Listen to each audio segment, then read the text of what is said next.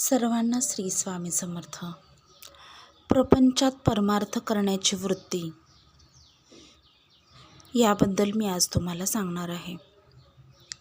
प्रपंच हा वाईट नाही, आपण त्याकडे संकुचित दृष्टिकोनातून पाहतो म्हणून तो दुःखमय होतो किंवा दुःखमय आहे. जितका संकुचितपणा जास्त तितके दुःख जास्त.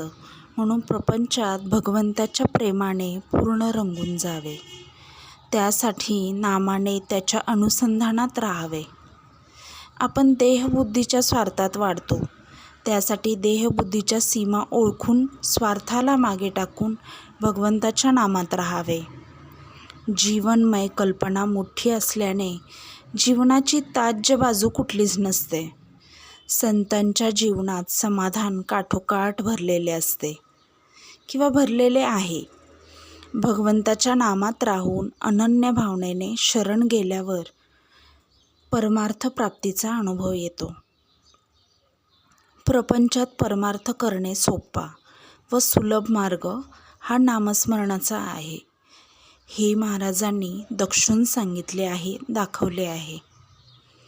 ते ज्ञानी, वेदसंपन्न, वेदशास्त्री होते, परंतु प्रापंचिकाला, आपल्या सामान्य लोकांना कोणत्या मार्गाने सुख आहे त्या परिस्थितीत समाधान ठेवून ईश्वरप्राप्तीचा व ईश्वराशी अनुसंधान ठेवण्याचा सोपा मार्ग नामस्मरण सांगितला व त्या सोप्या मार्गाने अनेक उद्ध्वस्त कुटुंब सुखी झाली.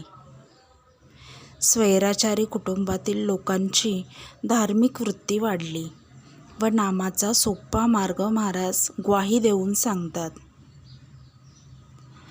व मार्गाने जातात.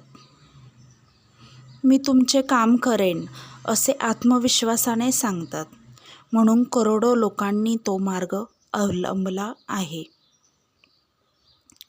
भिवू नकोस, मी तुझ्या पाठीशी आहे. या शब्दात एकच गोष्ट सांगतायत महाराज की नामस्मरण करा, मी तुमच्या पाठीशी आहे. सर्वांना श्री स्वामी समर्थ.